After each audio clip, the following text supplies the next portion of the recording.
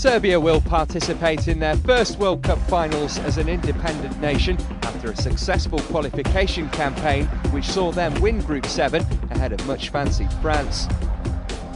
Having separated from Montenegro in 2006, this was Serbia's first attempt at World Cup qualification.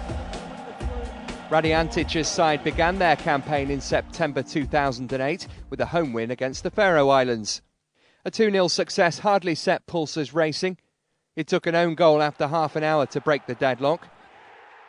And even then, Serbia struggled to finish off their opponents.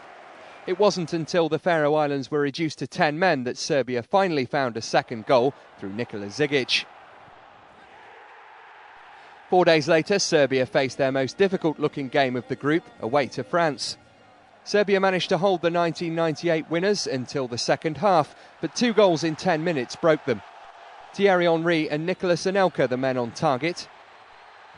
Serbia ensured a tense finish when Branislav Ivanovic headed in from a Bosko Jankovic corner, but they couldn't find an equaliser. So a win and a defeat in their opening 2 games for Serbia. There were 2 more qualifiers to negotiate in 2008, and they were to yield 6 more points. Returning to Belgrade, Serbia first faced a Lithuania side who led the group after winning their opening 3 games. Serbia gave their best performance so far, winning 3-0. Branislav Ivanovic opened the scoring in the 6th minute. Serbia went into the break 2 goals to the good after Milos Krasic's first international goal. Nikola Zigic missed a second-half penalty, but made amends when he headed in Bosko Jankovic's cross to complete the scoring. 4 days later, Serbia made it back-to-back wins with a 3-1 success in Austria. That meant Serbia shared the lead at the top of Group 7 as 2008 came to a close. They'd amassed 9 points from their opening 4 games. Serbia claimed their 3rd straight win in their first qualifier of 2009 against Romania. Milan Jovanovic opened the scoring before Socha's own goal made it 2-0. Romania pulled a goal back, but the prolific Ivanovic again found the net to restore the 2-goal cushion.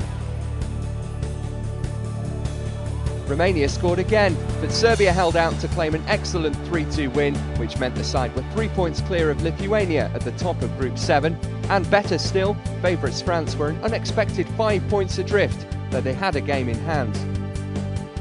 The return fixture against Austria in June 2009 was a tight affair, which was settled by Nenad Milias's 8th-minute penalty. Next up were the Faroe Islands away. Just like the first game, Serbia won 2-0 to tighten their grip on the top spot in Group 7 with just 3 games remaining. In September, France visited Belgrade. France had moved up to second in the group, so avoiding defeat was crucial for Serbia. They were given an early advantage when France goalkeeper Hugo Lloris was sent off just 9 minutes in. Nenad Milias scored the resultant penalty to give Serbia the lead, but they failed to add to the advantage, and France got a draw courtesy of Thierry Henry's equaliser. That meant Serbia held a 4-point advantage over France with 2 games left to play. A win against Romania in the penultimate fixture would secure qualification. The game proved to be a famous night in the short history of the Serbia national team. They gave a 5-star performance to confirm their place in South Africa. The home fans waited until the 37th minute for the first goal as Nikola Zigic headed home. Marko Pantelic's goal 5 minutes after the restart settled any lingering nerves, and late goals from Kuzmanovic and a Jovanovic brace put the seal on a fantastic win and an excellent campaign. The final game of the group ended in defeat as Lithuania beat Serbia 2-1, but that couldn't dampen the celebrations for Radijantic and his team. They had made history and will participate as an independent nation in football's most prestigious tournament. They will also go to South Africa full of optimism after finishing above France.